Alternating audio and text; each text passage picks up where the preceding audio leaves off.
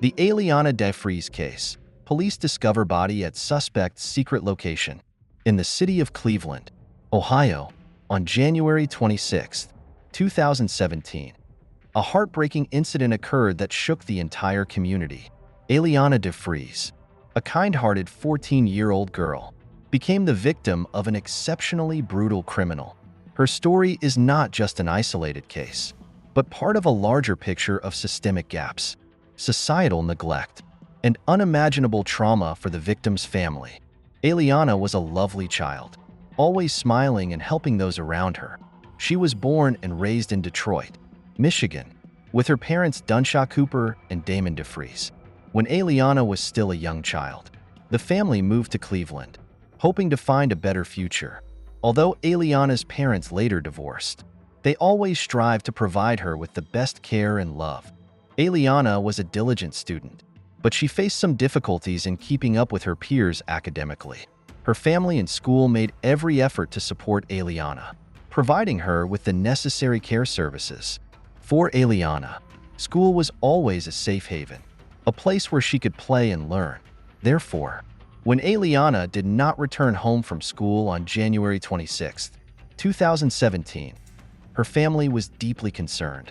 According to initial information, on the morning of that day, Alianna had boarded the bus to school as usual. However, the school had not notified Alianna's family that she was absent from class. When Dunshaw called the school, they confirmed this horrific truth. Immediately, the police were informed, and an urgent search began. Security cameras along Alianna's route to school captured crucial images. At the first bus stop, Alianna boarded the bus normally. However, when she reached the second bus stop at the intersection of 93rd and Kinsman, Alianna was approached by a stranger. In the blurry images, it can be seen that the man spoke to Alianna and then used force to lead her away down a nearby side street.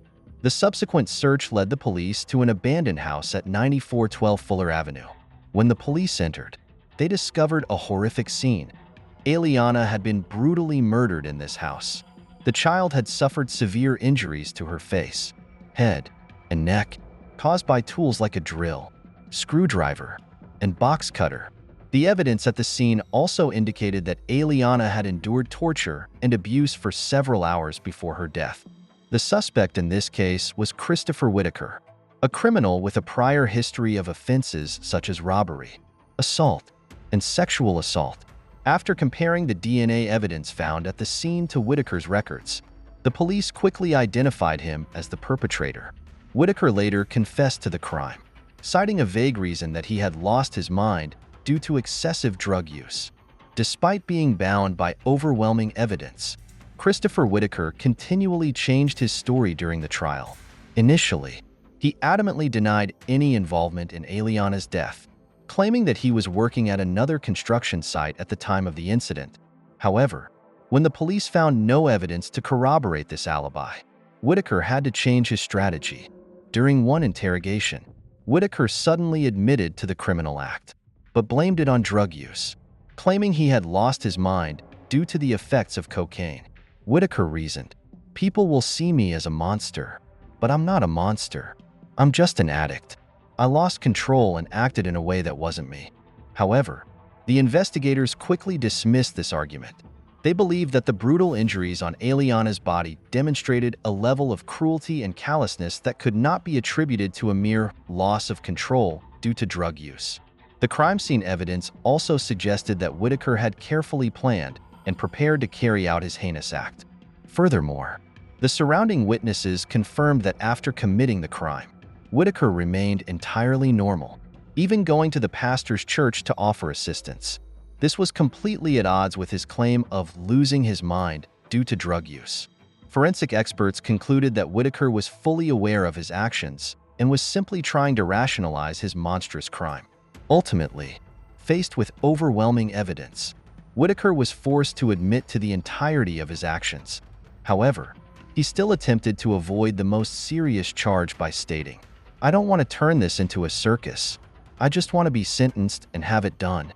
This statement once again reflected Whitaker's cold-heartedness and lack of remorse for his brutal act.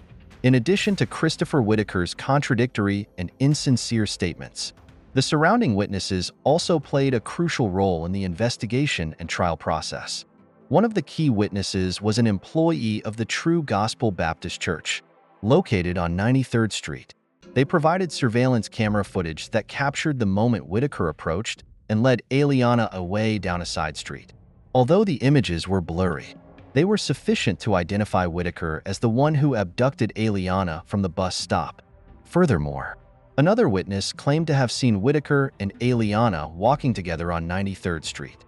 According to the witness, the two appeared to know each other, and Whitaker had his hand on Alianna's shoulder, leading her towards a side street. The witness said they did not think anything was amiss at the time, as they assumed Whitaker was a relative of Alianna. These testimonies provided crucial evidence that Whitaker had been stalking and waiting for the victim in this area before leading her towards the abandoned house. This directly contradicted Whitaker's claim of losing his mind due to drug use.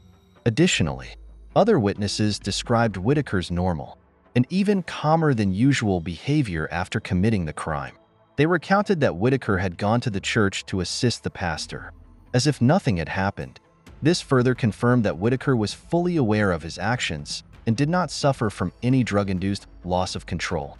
These key witnesses played a crucial role in undermining Whitaker's weak defense and affirming that he had committed the brutal act with full consciousness and intent. Their testimonies were an indispensable part of the process in determining the appropriate charges and sentence for Whitaker. After a 2-day trial, Whitaker was convicted on 10 counts, including the charge of aggravated murder. Although his legal team attempted to avoid the death penalty, Whitaker was ultimately sentenced to death, along with an additional 48 years in prison for the other charges. While this sentence may provide some solace to Alianna's family, it cannot fill the profound emotional wounds they have endured. Alianna was a kind, vibrant child with many unfulfilled dreams. Her family has had to bear the unbearable pain of losing her forever. However, the Alianna DeFreeze case has exposed not only the family's tragedy, but also the weaknesses in the system and the gaps in society. First, the school failed to promptly notify Alianna's family of her absence, violating their promise to ensure student safety. Additionally, the existence of abandoned, unsafe houses in Cleveland provided an opportunity for the criminal to commit his atrocious act. Since this incident, several changes have been implemented. The Alianna Alert law was enacted, requiring schools to contact families within 2 hours if a student is absent without reason. Abandoned homes have also been gradually addressed to prevent similar criminal acts. Alianna's family has also established a charitable organization in her name, aiming to address issues of domestic violence and support safe school transportation for children. While these efforts cannot undo the immense loss suffered by Alianna's family, they at least contribute to preventing similar tragedies in the future. Alianna will always be a beautiful image, an inspiration for everyone to come together and build a safer and more just society. The pain of her family will remain, but the efforts towards a better future are the best way to honor Alianna's memory.